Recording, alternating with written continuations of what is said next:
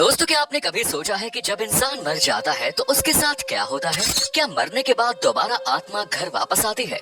और आखिर मरने के बाद शरीर में क्या बदलाव आते हैं? क्यों मरने के 13वें दिन 13वीं मनाई जाती है?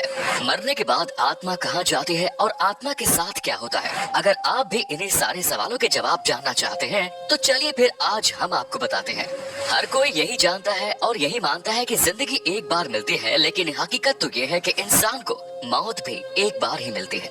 मरने के बाद इंसान को दोबारा कभी जिंदगी वापस नहीं मिलती। इसीलिए मौत का नाम सुनते ही लोगों के रोंगटे खड़े हो जाते हैं, क्योंकि एक मौत ही ऐसी चीज है जो इंसान के सारे रिश्ते एक ही पल में तोड़ देती है। जब इंसान मरता है तो वो मरने से पहले अपने बचपन से लेकर अब तक की पूरी जिंदगी देख लेता है, वो भी सिर्फ 7 मिनट के अंदर। ये 7 मिनट उसके लिए एक फिल्म की तरह होते हैं, जिसमें वो अपने जीवन से जुड़ी हर उस याद को देखता है जिसमें वो जिया है, और तब जाकर उसे मौत आती है। ये बात हकीकत है। साइंटिस्ट्स ने भी इस बात का दावा किया है कि मरने से पहले इंसान को ये सब एक सपने के रूप में दिखाई देता है। ये देख इंसान को ऐसा लगता है जैसे वो अपनी पिछली जिंदगी में वापस पहुंच गया है। ये सब सोचने के बाद उसका दिमाग एकदम बंद हो जाता है, जिसके बाद दिमाग में कोई हलचल, कुछ सोचने समझने की शक्ति नहीं रहती, और फिर इंसान की मौत हो जाती है। आपने देखा होगा कि मरने के बाद इंसान के पैर एकदम बर्फ जैसे ठंडे हो जाते हैं। धीरे धीरे उसका शरीर भी निढाल हो जाता है। ऐसा क्यों? तो इसके बारे में जानने से पहले अगर आपने अभी तक वीडियो को लाइक नहीं किया और चैनल को सब्सक्राइब नहीं किया तो जल्दी से कर दीजिए। दोस्तों, ऐसा इसलिए होता है क्योंकि मौत के कुछ वक्त पहले ही इंसान के शरीर में हरकत होना शुरू हो जाती है।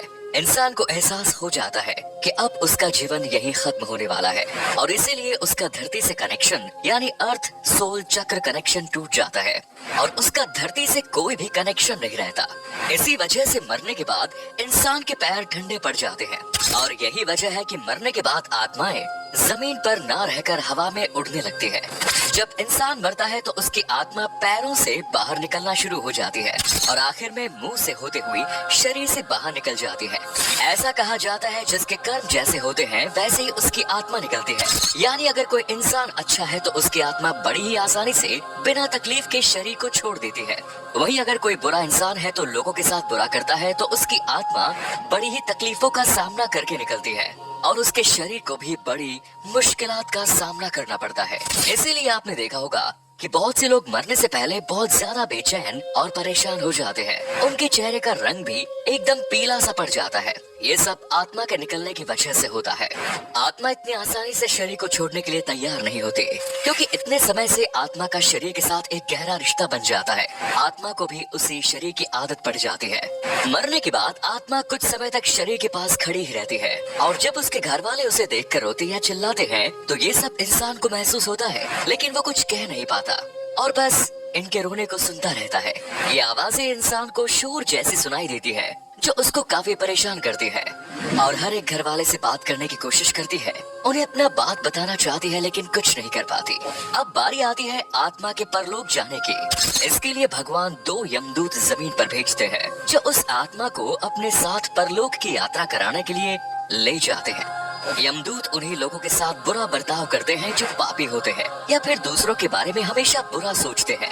इसके बाद दोनों यमदूत उस आत्मा को अपने साथ परलोक लिए जाते हैं। पहले इस आत्मा को एक गुफा से होकर जाना पड़ता है, और फिर बाद में परलोक का रास्ता दिखाई देता है। लेकिन इस रास्ते से पहले ही आत्मा को एक नदी जिसका नाम है बैतरणी, इस नदी को पार करना पड़ता है। इस नदी में पानी नहीं होता, बल्कि भड़कती हुई आग होती है। यहाँ पे इंसान के कर्मों का ही हिसाब होता है। जैसे जो कर्म करता है वैसे ही उसके साथ होता है। इसके बाद आत्मा को परलोक लाया जाता है, जहाँ यमराज उसका हिसाब करते हैं, और चित्रगुप्त से उस इंसान के किए हुए कर्मों का सारा हिसाब मांगते हैं। चित्रगुप्त के पास हर एक इंसान का सारा लेखा जोखा होता है, जिन्हें वो यमराज के सामने रख देते हैं। अब यहाँ भी इंसान के कर्म ही उसका साथ देते हैं। अगर कर्म अच्छे होते हैं तो वो एक भला इंसान होता है, तो उसे स्वर्ग में भेज दिया जाता है। लेकिन अगर वो एक बुरा इंसान है जिसने धरती पर बहुत से पाप किए तो उसे नरक में फेंक दिया जाता है। नरक भी 36 तरह का होता है। ऐसे ही कुछ समय पहले एक आदमी मर गया था, और उसे 2 यमदूत उठाकर अपने साथ ले गए। इस शख्स ने बताया कि जब मेरे अंदर से आत्मा को खींचा गया तो ऐसा लग रहा था जैसे किसी मुलायम कपड़ों को कांटों पर से खींचा गया हो। मुझे बहुत तकलीफ हो रही थी। उसके बाद मुझे परलोक ले जाया गया। वहाँ रास्ते में एक नदी पड़ी जिसमें आग और बहुत सारे कीड़े मकोड़े थे। मुझे उस नदी को पार करने के लिए कहा गया। अगर मैं उसे पार न करता तो यमदूत मुझे मारने लगते। मैंने बड़ी मुश्किल से उस नदी को पार किया और फिर मैं परलोक पहुंचा जहाँ एक बहुत बड़ा दरवाजा था। वो दोनों यमदूत बाहर रुक गए और मुझे अंदर भेज दिया गया। सामने यमराज बैठे थे। उनकी आवाज इतनी खतरनाक थी कि मेरे होश उड़ गए।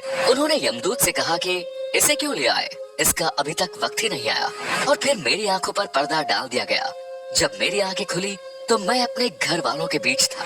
ये एक सच्ची घटना है जो आज से ठीक 10 साल पहले पूरन सिंह के साथ हुई। ये सिर्फ एक ही घटना नहीं बल्कि साल दर साल साइंटिस्ट्स के सामने ऐसी बहुत सी घटनाएं सामने आती रहती है और ना जाने कितने लोग मौत को छूकर वापस आ जाते हैं। तो वही कुछ लोगों का कहना है कि जब वो मर गए थे तो वो एक अलग दुनिया में पहुंच गए जहाँ बहुत रोशनी थी। कुछ अलग लोग थे जो उनसे कह रहे थे कि अभी तुम्हारा वक्त नहीं आया है। ऐसे ही और भी लोग हैं जिनका कहना है कि मरने के बाद उन्हें अलग सी चमक, खुशी का एहसास होता था, साथ ही उन्हें बहुत प्यार भी मिलता था।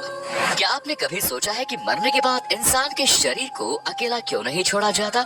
इस राज के बारे में जानने से पहले इस वीडियो को अगर अभी तक आपने लाइक नहीं किया और चैनल को सब्सक्राइब नहीं किया तो जल्दी से कर दीजिए। गरुड़ पुराण के अनुसार ऐसा माना जाता है कि अगर डेड बॉडी को अकेला छोड़ा जाता है तो उस पर दूसरी बाहरी शक्तियों का नकारात्मक ऊर्जाओं का वास हो जाता है, यानी भूत प्रेत उस आत्मा पर कब्जा कर लेते हैं और पूरी तरह से आत्मा उनके वश में हो जाती है। इसीलिए न रात के समय में शव को अकेला छोड़ा जाता है और न ही दिन के समय में। अब बात करते हैं 13वीं तक पिंडदान क्यों नहीं किया जाता, इससे आत्मा को क्या फायदा होता है। ऐसा कहा जाता है कि जब यमदूत आत्मा को दोबारा उसके घर वालों के पास छोड़ते जाते हैं तो आत्मा बहुत ज्यादा कमजोर हो जाती है क्योंकि वो बहुत कुछ झेल कर आई होती है और उसके अंदर इतना दम और ताकत नहीं रहता कि वो दोबारा परलोक जा सके। इसीलिए गरुड़ पुराण के अनुसार 10 दिन तक जो आत्मा के लिए पिंड दान करता है उससे अलग अलग शरीर के पार्ट्स की रचना होती है और ऐसे ही 13 दिन तक पिंड दान करने से उसकी आत्मा यमलोक जाने के लिए योग्य हो जाती है। अपने घर वालों के बीच ही मौजूद रहती है क्योंकि उसके पास वहाँ जाने की ताकत नहीं होती।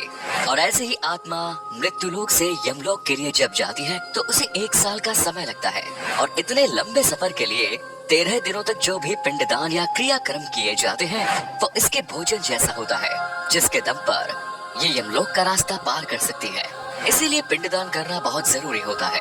अब आप सोच रहे होंगे कि ये बातें हमें कैसे पता। ये सुनने में भले ही एक परियों की कहानी लग रही है लेकिन ये सब सच है क्योंकि मरने के बाद का खुलासा खुद गरुड़ पुराण में किया गया जो कि एकदम सच है। वैसे दोस्तों क्या आप जानते थे मौत के बाद क्या होता है और इस पर आपका क्या कहना है कमेंट सेक्शन में जरूर बताएं। धन्यवाद।